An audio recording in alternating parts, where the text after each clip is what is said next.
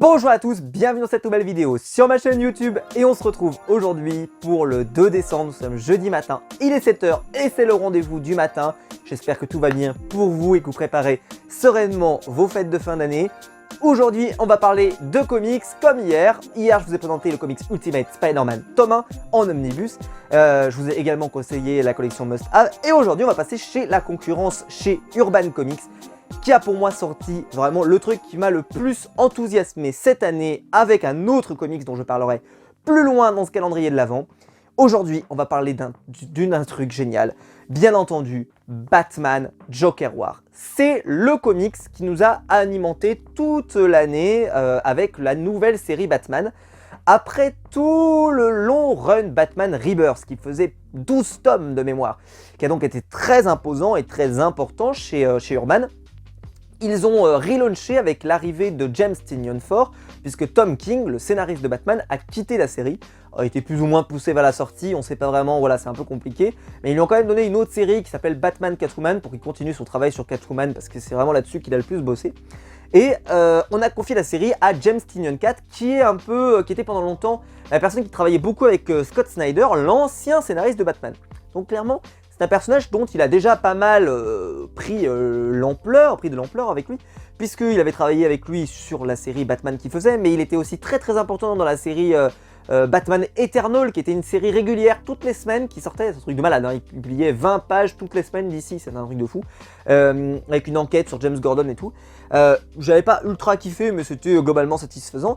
Mais en tout cas, James Tynion IV, c'était un scénariste dont on attendait l'éclosion, mais tout le monde disait, alors moi je l'ai pas lu, que son Detective Comics qu'il avait fait là au tout début de l'ère Rebirth était vraiment excellent. Alors je l'ai pas lu, mais à ce qui paraît c'est vraiment excellent.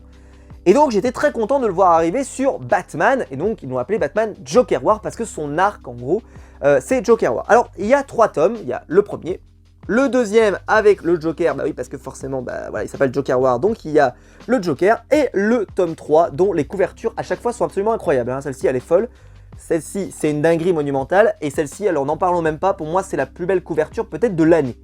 Batman Joker War, donc je reprends, c'est une série qui raconte l'histoire d'une nouvelle enquête de Batman, et qui va nous raconter la guerre contre le Joker, qui va revenir avec une nouvelle alliée qui s'appelle Punchline, dont le personnage est assez sympa, mais pas non plus extraordinaire.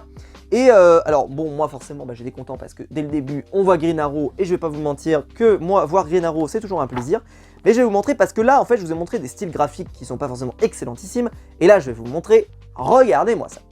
Ah ouais non, parce que là on a du Jorge Jiménez et du Tony Daniel. Et Tony Daniel c'est peut-être mon dessinateur préféré chez DC avec qui? Avec Ivan Reis par exemple, ou Jason Fabok. Regardez-moi ça, si ça fait pas rêver la France, je sais pas qu'est-ce que je peux vous dire de plus. C'est absolument sublime. Et alors, le run, il est extraordinaire. Et pourquoi je vous le présente? C'est parce que c'est compliqué de dire à quelqu'un, tu vas te lire Batman Rebirth, 12 tomes, ça vous fait un sacré cadeau de Noël, vous avez intérêt d'avoir un sacré colis et du papier cadeau, hein, à plus savoir quoi foutre. Par contre, quand vous êtes, regardez-moi cette planche, mais d'une magnificence, c'est incroyable.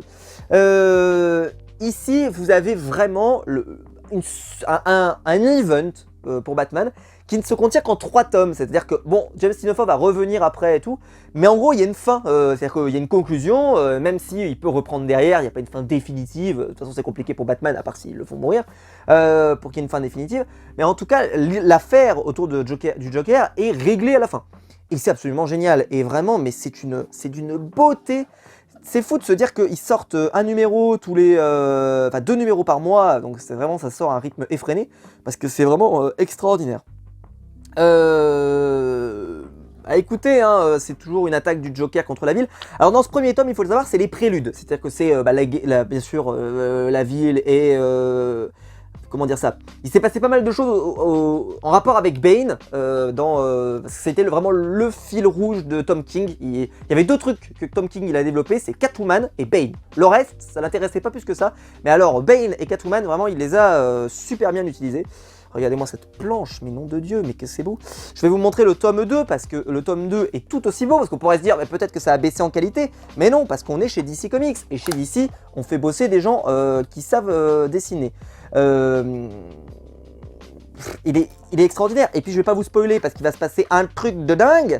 Il va se passer des choses assez importantes, voilà, qui ont eu un impact très important sur Batman, en particulier dans ce tome 2, donc je fais hyper gaffe de ne pas vous spoil allègrement. Voilà, donc là vous avez le Joker et vous avez la fameuse punchline, la nouvelle méchante, enfin ouais. Et vous avez bien sûr Harley Quinn, qui est bien plus intéressante là-dedans que dans tout ce qui a été fait par Jimmy Palmiotti et Amanda Conner, à mon avis. Regardez-moi cette Bat Family, ça donne pas envie de le lire, ça? Voilà, bah, j'ai envie de dire, si vous voulez lire du Batman, du bon Batman, il faut le lire. Surtout quoi, il y a des grosses surprises, il y a un beau travail sur le personnage d'Alfred, bien sûr, hein, c'est un petit peu sanglant, hein, il n'y a pas de... Bon, ça reste quand même globalement... c'est pas l'adulte, mais voilà, c'est vraiment très très bien. La Harley Quinn, elle est divine. Non, franchement, c'est vraiment extraordinaire. C'est donc, voilà, le Joker veut reprendre le contrôle sur la ville de Gotham. Le Batman va s'opposer, c'est assez simple dans le principe. Mais par contre, vraiment, c'est tellement bien fait, c'est tellement bien dessiné que personnellement, moi, je redemande tous les jours. On sait que c'est lui qui revient en janvier sur la série, ce sera toujours lui, qui va encore faire une quinzaine de numéros, qui seront publiés à partir de janvier chez Urban. Donc clairement, moi je serai au rendez-vous parce que James Tynion fort, c'est plus que validé, c'est extraordinaire. Écoutez, vraiment foncez si vous voulez acheter ces comics là, parce que je pense que c'est clairement, alors pas du satisfait ou remboursé, mais avec 3 comics, vous faites vraiment plaisir. Les comics doivent valoir ouais, 16-17 euros, je sais pas trop, 15-17, quelque chose comme ça. Peut-être 19, peut-être, parce qu'il y en a un qui est peut-être un peu plus gros que les autres. Mais en tout cas, voilà, ça peut vous faire un joli cadeau si vous offrez les 3. Et surtout, si vous offrez les 3, vous avez l'intégrale. Donc ça vous offre pas, ça vous promet pas une série qui va durer 15 tomes ou 16 tomes. Et donc ça peut être plutôt sympa pour offrir à Noël. En tout cas, je pense que c'est une excellente idée cadeau. Et clairement, pour un fan de Batman, il va se régaler. Un fan du Joker, il va se régaler. Vraiment, c'est satisfait ou remboursé. Pas de quoi vous rembourser de toute façon.